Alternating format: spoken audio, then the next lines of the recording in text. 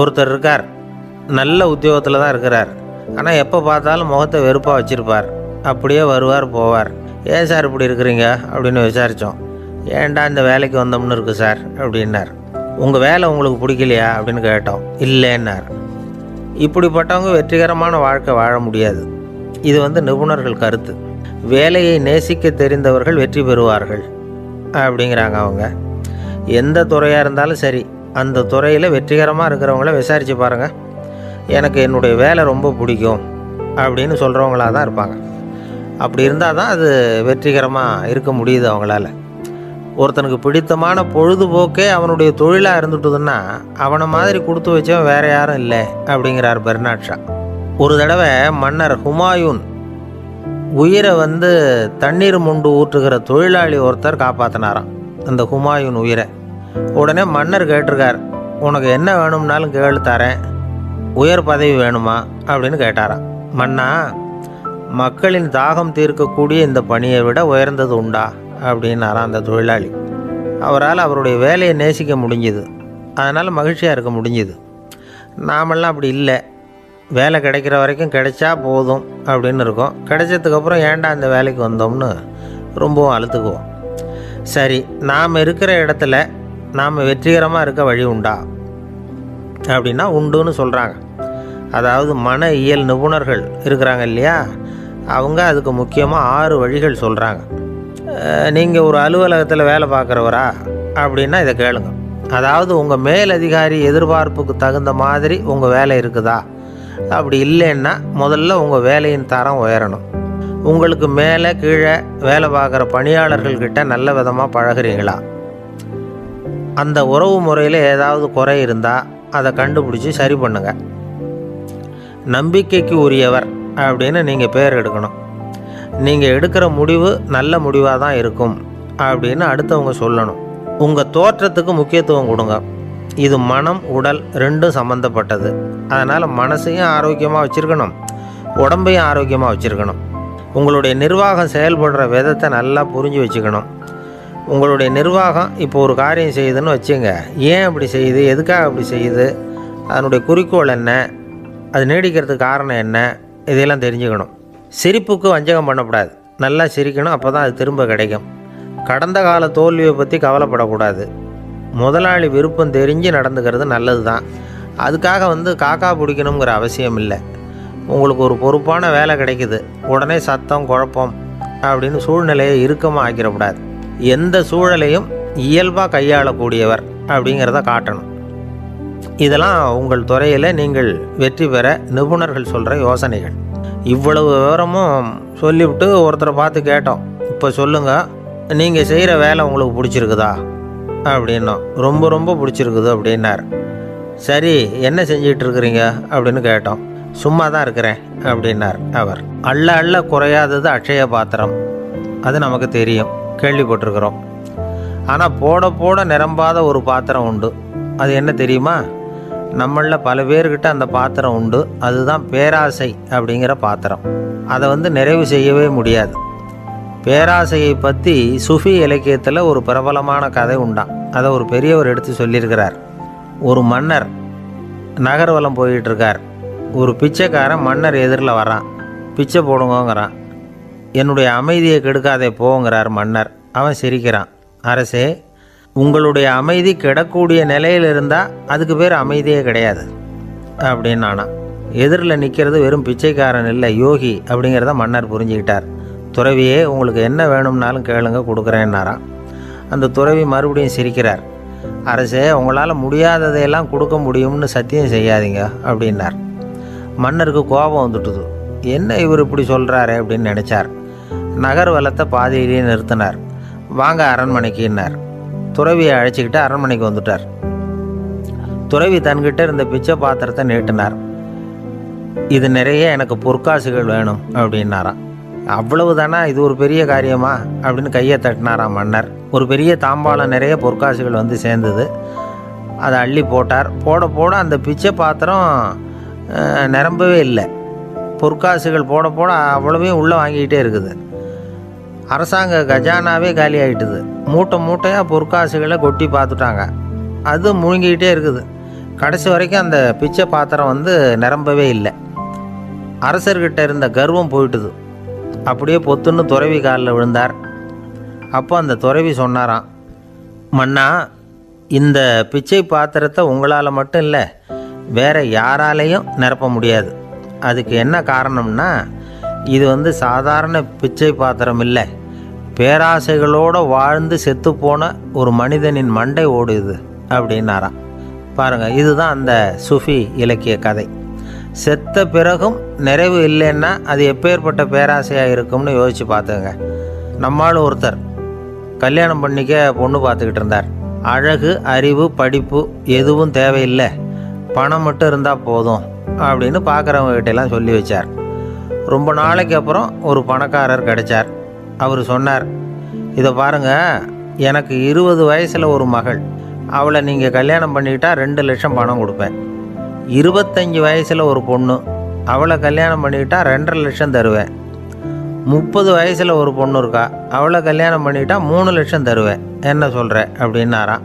இவன் கொஞ்ச நேரம் யோசித்து பார்த்துருக்கான்.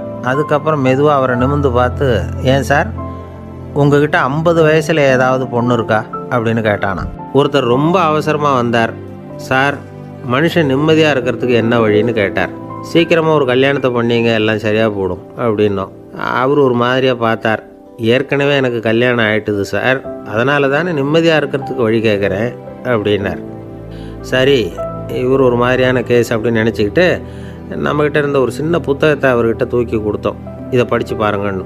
கல்யாணத்துக்கு பிறகும் சந்தோஷமாக இருக்கிறதுக்கு என்ன வழி அப்படிங்கிற கேள்விக்கு அந்த புத்தகத்தில் விளக்கம் இருந்தது. கணவன் மனைவிக்குள்ளே சிக்கல் வராமல் இருக்கிறதுக்கு அதில் சில வழிகளை சொல்லி கொடுத்துருக்குறாங்க. அதெல்லாம் என்னென்ன அப்படிங்கிறத இப்போ பார்க்கலாமா? குடும்பம்னு இருந்தால் கோபம் வரதான் செய்யும், அது வந்துட்டு போட்டும் பரவாயில்ல.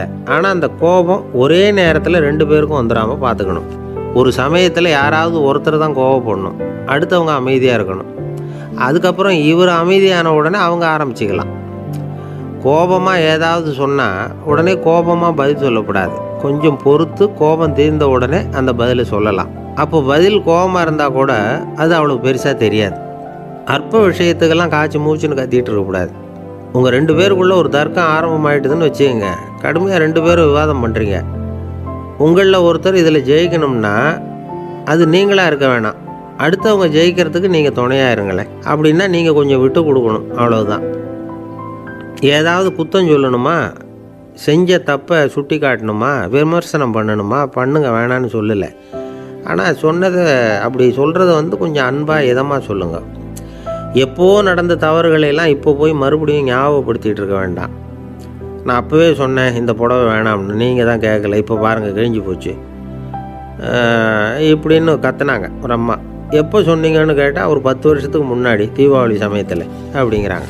அது என்ன இன்னும் அப்படியே புதுசாகவே இருக்கும்? உங்களுக்கு அவர் தான் பெருசு, அவருக்கு நீங்கள் தான் பெருசு. அதை விட இந்த உலகத்தில் வேறு எதுவும் முக்கியம் இல்லைன்னு நினைக்கணும். நீ தான் என்னுடைய உலகம்னு எத்தனை தடவை சொல்லியிருப்பீங்க? அதெல்லாம் வெறும் வசனமாக போயிடக்கூடாது.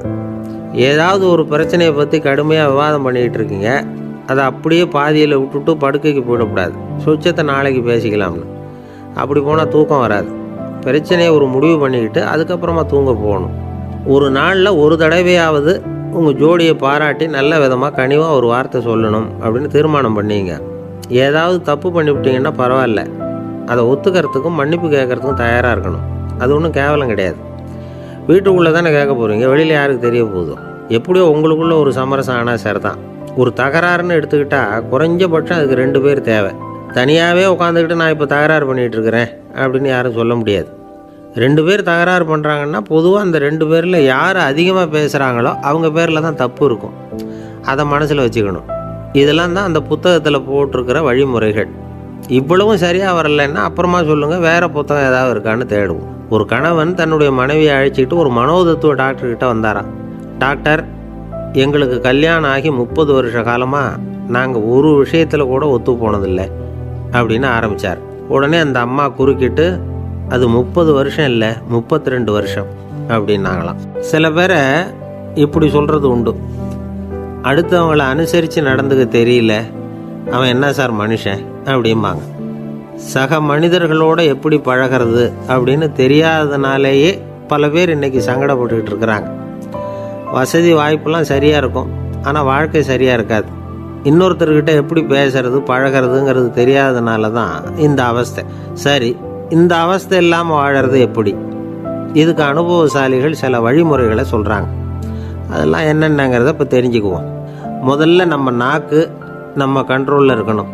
வார்த்தைகளை கொட்டிவிட்டு அதுக்கப்புறம் அள்ள முடியாமல் கடந்து கஷ்டப்படக்கூடாது.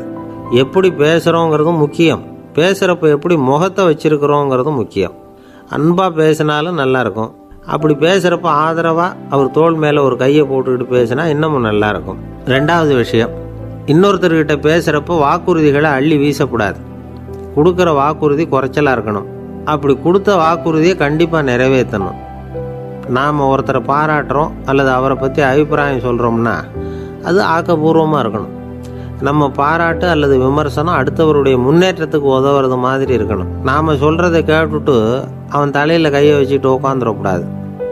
எப்பவும் உற்சாகமாக இருக்கணும், முகம் மலர்ச்சியாக இருக்கணும். மனுஷன் இருந்தால் வருத்தம், கவலை, ஏமாற்றம் எல்லாம் இருக்க தான் செய்யும். அதெல்லாம் மனசில் இருக்கட்டும். அந்த வருத்தமும் கவலையும் ஏமாற்றமும் சேர்ந்துக்கிட்டு நம்ம முகத்தில் இருக்கிற மலர்ச்சியை மூடி மறைக்கிறதுக்கு நாம் இடம் கொடுத்துடக்கூடாது. எந்த விஷயத்தை பற்றி யாருக்கிட்ட பேசினாலும் வெளிப்படையாக பேசணும். திறந்த மனசோடு பேசணும். மூடி மறைச்சி முன்னு முழுங்கிக்கிட்டு இருக்கக்கூடாது. இன்னொருத்தர்கிட்ட பேசுகிறப்போ விவாதம் பண்ணுங்க, அது தப்பு இல்லை. ஆனால் வாதாடிக்கிட்டு இருக்கக்கூடாது. அதாவது என்ன சொல்கிறாங்கன்னா, டிஸ்கஸ் பண்ணலாம், ஆர்கியூ பண்ணக்கூடாதான். நம்மக்கிட்ட இருக்கிற நல்ல குணங்களை நாம் எடுத்து சொல்லிகிட்டு இருக்கக்கூடாது. அந்த நல்ல குணங்களே நம்மளை பற்றி எடுத்து சொல்லணும். அது மாதிரி நடந்துக்கணும். அதே மாதிரி அடுத்தவங்க கிட்ட உள்ள கெட்ட குணங்களை பற்றி அவசியம் இல்லாமல் நாம் பேச வேண்டியதில்லை. உங்களை பற்றி யாராவது தப்பாக பேசுகிறாங்களா, அப்படி அவங்க பேசுகிறதுல உண்மை இல்லையா அப்படின்னா அதை நீங்கள் பொருட்படுத்த வேண்டியதில்லை, விட்டுடலாம். அது தானாக போயிடும். ஒரு 4-5 பேரோட பேசிக்கிட்டு இருந்தீங்கன்னா எல்லாருக்கும் முக்கியத்துவம் கொடுங்க. யாரையும் அலட்சியப்படுத்தாதீங்க. தமாஷா பேசலாம். ஆனால் அவங்க தமாஷ் அடுத்தவங்களை கேலி பண்ணுறதா இருக்கக்கூடாது. நமக்கு கிடைக்க வேண்டியது கிடைக்கலையே அப்படிங்கிற தவிப்பு நம்மக்கிட்ட இருக்கக்கூடாது. அது தேவையில்லை. உங்கள் செயல்பாடுகள் தெளிவாக இருக்கட்டும். பாராட்டு தானாக அவங்கள தேடிட்டு வரும். இன்னொரு மனுஷனுடைய மனசில் கௌரவமான ஒரு இடத்த பிடிக்கணும்னா நாம் இந்த குணத்தையெல்லாம் நம்மக்கிட்ட வளர்த்துக்கணும். இதெல்லாம் அனுபவசாலிகள் சொல்லியிருக்கிற குறிப்புகள். இந்த குறிப்புகளை சரியாக புரிஞ்சுக்கணும். அது முக்கியம். தப்பாக புரிஞ்சுக்கிட்டா என்ன ஆகும் தெரியுமா? இதை கேளுங்க. ஒருத்தர் வந்தார். சார், அடுத்தவங்க தோள் மேலே கையை போட்டுக்கிட்டு அன்பாக பேசணும்னு சொன்னீங்க. அப்படி தான் பேசினேன். அவர் முதுகை கூட தட்டி கொடுத்தேன். என் வேலை போயிட்டுது சார், வீட்டுக்கு அனுப்பிச்சிட்டாங்க அப்படின்னார். யாருக்கிட்ட அப்படி பேசுனீங்கன்னு கேட்டோம். என் முதலாளிகிட்ட சார் அப்படிங்கிறார் ரொம்ப சோகமாக. இந்த உலகமே ஒரு நாடக மேடை. நாம் எல்லாரும் நடிகர்கள். இது ஞானிகள் சொல்கிறது. இது ஒரு பக்கம் இருக்கட்டும். இந்த உலகத்துக்குள்ளே எத்தனையோ நாடக மேடைகள், எத்தனையோ நடிகர்கள், எத்தனையோ நாடகங்கள். இதெல்லாம் எப்படி ஆரம்பமாச்சு? அதுதான் இன்றைக்கி தகவல். அதாவது ஆதி மனிதன் பேச ஆரம்பிக்கிறதுக்கு முன்னாடி சைகையாலேயே எல்லாத்தையும் சொல்லிக்கிட்டு இருந்தான். அதனால் அப்போவே நடிப்பு ஆரம்பமாயிட்டுது. முதல்ல ஒரு வேட்டையைத்தான் அவன் நடித்து காட்டியிருப்பான். இவன் எப்படி போனான், எதிரில் மிருகம் எப்படி வந்தது, அதோடு எப்படி சண்டை போட்டான், எப்படி அடித்து கொண்டுகிட்டு வந்தான். இதை அப்படியே மற்றவங்களுக்கு நடித்து காட்டியிருப்பான். ஏன்னா மொழி கிடையாது. இந்த காலத்துலலாம் நாடகங்களில் நடிக்கிறவங்கள நடிகர்கள்ங்கிறோம். ஒரு காலத்தில் இவங்களுக்கு என்ன பேர் தெரியுமா? திஸ்பியர்கள் அப்படின்னு பேரான். இதுக்கு காரணம் உண்டு. அதாவது 2000 வருஷத்துக்கு முன்னாடி கிரீஸ் நாட்டில் திசிபியஸ் அப்படின்னு ஒரு ஆள் இருந்தான். அவன் ஒரு பெரிய நாடக கலைஞன். அவன் சில இளைஞர்களை சேர்த்துக்கிட்டான், பயிற்சி கொடுத்தான், நாடக குழுவை உருவாக்கினான். நடிகர்களையும் நாடகத்துக்கு தேவையான பொருள்களையும் ஏற்றிக்கிட்டு போகிறதுக்கு ஒரு வண்டியையும் தயார் பண்ணான். அந்த வண்டியிலேயே அவன் கிரேக்க நாடு பூராவும் சுற்றினான். ஊர் ஊராக நாடகம் போட்டான். ஒரு ஊருக்கு போனதும் அங்கே நாடகம் நடத்த தியேட்டர் இருக்கா அப்படிங்கன்னெல்லாம் பார்க்குறதில்ல அவன். ஏன்னா அப்போலாம் தியேட்டர்னா என்னென்னு தெரியாது. நாடகம்னா அதை ஒரு மூடிய கொட்டைக்குள்ளே தான் நடத்தணுங்கிறது அப்போ யாருக்குமே தோணலை. இந்த வண்டி போகும், அதுவே ஒரு பகுதி அப்படியே ஒரு மேடை மாதிரி விரிச்சிக்கும். அதில் ஏறி நின்றுக்கிட்டு நாடகத்தை நடித்து காட்டுவாங்களாம். மக்கள்லாம் எதிரில் தரையில் உட்காந்து அதை பார்த்துக்கிட்டு இருக்கிறது. உலகத்தின் முதல் நடமாடும் தியேட்டர் இது தானா. இந்த திசிபிஎஸ் தான் முதலாக உலகத்தில் நாடகங்கிற பொழுதுபோக்கை நடத்தி காட்டினவன் அப்படின்னு சொல்கிறாங்க. அவன் சொந்தமாக நாடகம் எழுதுனா, நடித்தான், நாடகத்தை இயக்கினான். அதனால தான் அவனை first man of the theatre அப்படின்னு சொல்லுவாங்க. அவன் தான் நாடக மேடையின் முன்னோடி. கிரேக்கர் காலத்திலேயே நாடக ஆசிரியர்கள், நடிகர்கள், ரசிகர்கள் இவங்கெல்லாம் உருவாயிட்டாங்களாம். நாடகத்தின் சரித்திரத்தில் இந்த 3 பிரிவும் ரொம்ப முக்கியம். அதாவது கிரேக்க தியேட்டர்கள்லாம் திறந்த வெளி மேடைகள் தான். பெரும்பாலும் மலைச்சரிவுகள், அதுவே படிப்படியாக பண்ணியிருப்பாங்க. கீழே அரைவட்ட வடிவில் மேடை, அதுக்கு ஆர்கெஸ்ட்ரான்னு பேர். பிற்காலத்தில் இதில் உட்காந்து இசைக்குழுவினர் வாய்ச்சதுனால இசைக்குழுவுக்கே ஆர்கெஸ்ட்ராங்கிற பேர் வந்துட்டுது. இப்போது கிரேக்க தியேட்டர்களில் ஒன்று, அதோட காலம் கிமு 340. அதை இன்னமும் பாதுகாத்து வச்சுருக்கிறாங்களாம். எபிடாரஸ் அப்படிங்கிற இடத்துல அது இருக்குதான். இன்னமும் அந்த தியேட்டரை பயன்படுத்திக்கிட்டு வர்றாங்களாம். சிறந்த கிரேக்க நாடகங்கள்லாம் அங்கே நடிக்கிறாங்களாம். ஆரம்ப காலத்திலேயே கட்டணம் கிடையாது. அப்புறம் பின்னாடி தான் நுழைவு கட்டணம்லாம் அப்படியே வந்துட்டு தான். நடிகர்கள் பளபளப்பான ஆடைகள் உடுத்தியிருப்பாங்களாம். இந்த குதிகால் உயர்ந்த காலணிகள் போட்டிருப்பாங்களாம். இதெல்லாம் பழைய குறிப்புகள். பலவிதமான உருவங்களில் மாஸ்க் அப்படின்னு சொல்லப்படுற முகமூடி. அதனால் ஒரே நடிகர் பல வேடங்களில் நடிக்கிறது உண்டான். ஆரம்பத்தில் பெண் நடிகர்கள் கிடையாது, எல்லாம் ஆண் நடிகர்கள் தான். ரோமானியர்கள் தான் முதல் நிரந்தர நாடக மேடையை கட்டினவங்க. அதுதான் முதல் தியேட்டர். கிமு 1048 காலகட்டத்தில் பாம்பிங்கிற நகரத்தில் அதை கட்டியிருக்கிறாங்களாம். கிரேக்க ரோமானிய தியேட்டர்களின் அடிப்படையிலேயே இந்த இத்தாலிய வடிவ அமைப்பாளர்கள் இந்த குதிரை லாட வடிவில் ஒரு ஆடிட்டோரியத்தை உருவாக்கினாங்களாம். இப்படி அதை பற்றி நிறைய தகவல் இருக்குது. 1576 லண்டனில் இந்த வின்ஸ்பர்ரி, அப்புறம் இந்த பில்ட்ஸில், அப்புறம் ஜேம்ஸ் இப்படிங்கிறவர் முயற்சியால் தான் இங்கிலாந்தில் முதல் தியேட்டர் உருவாச்சான். அப்படி ஒருத்தர் இருந்தாராம். உலக நாடக மேடையின் வரலாறு இதுதான்.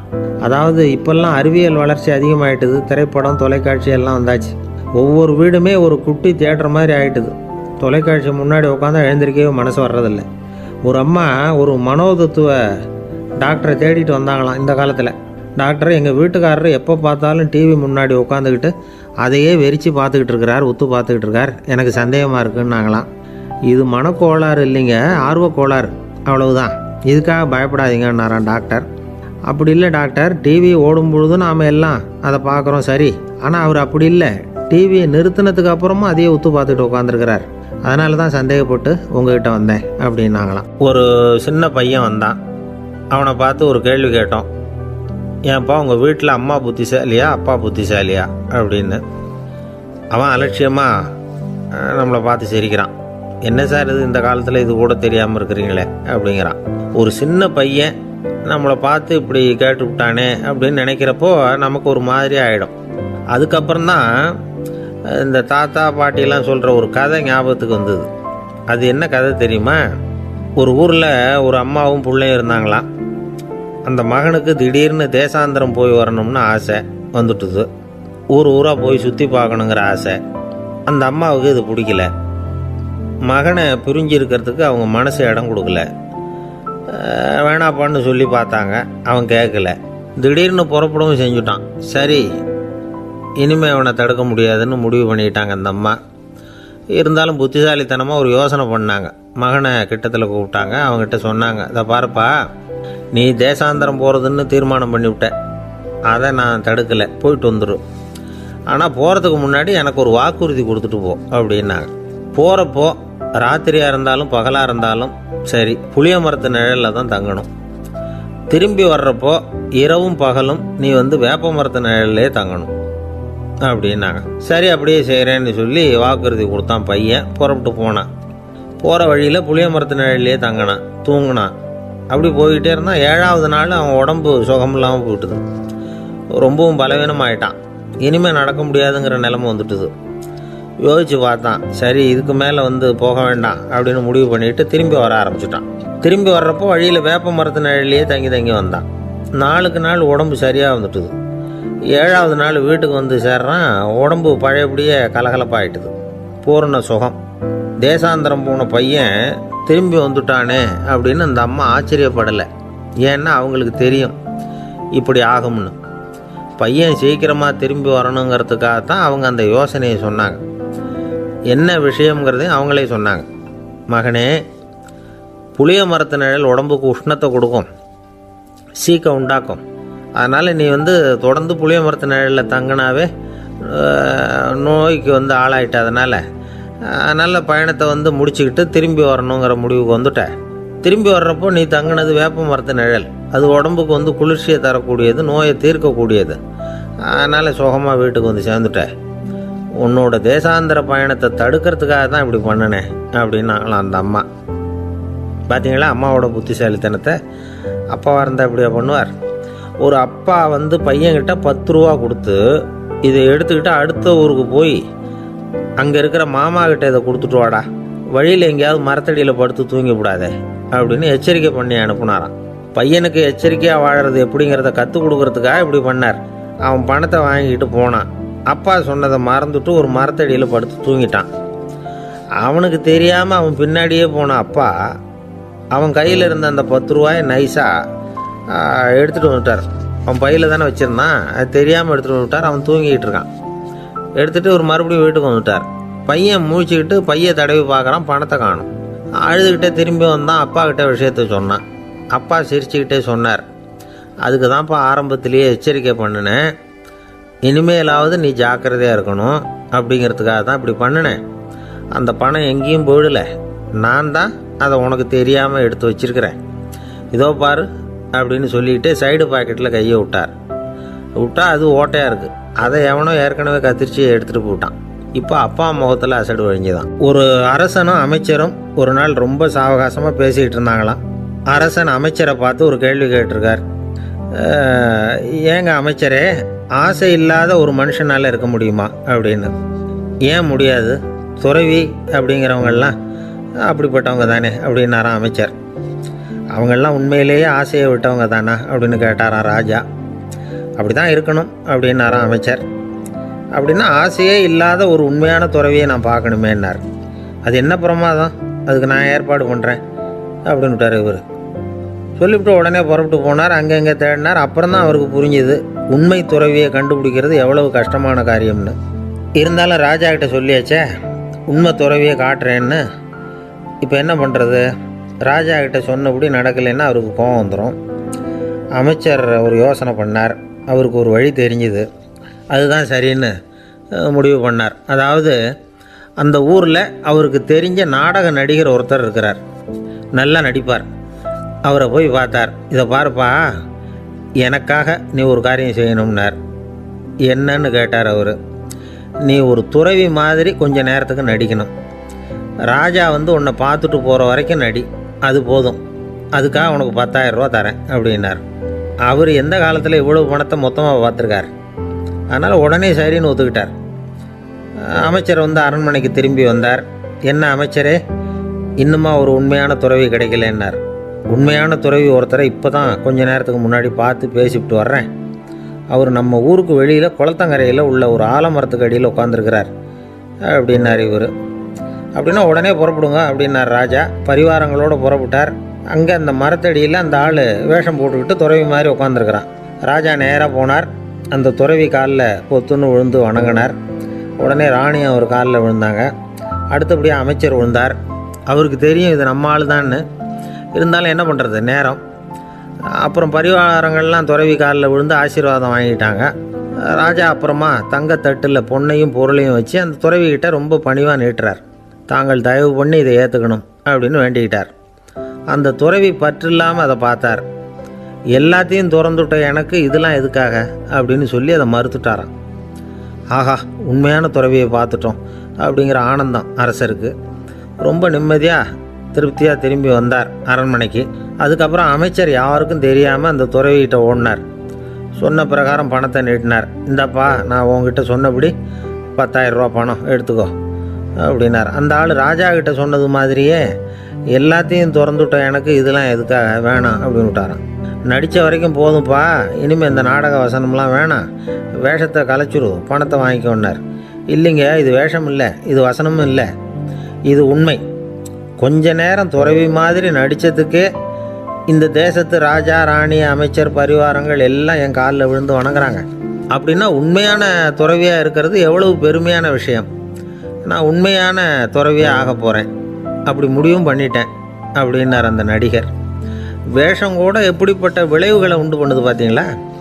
நம்மால் ஒருத்தன் ரொம்ப வசதியாக தான் இருந்தான். ஒரு நாள் அவன் சொத்து பூரா திருட்டு போயிட்டுது. அதுக்கப்புறம் இவன் துறவி மாதிரி ஆகிட்டான்.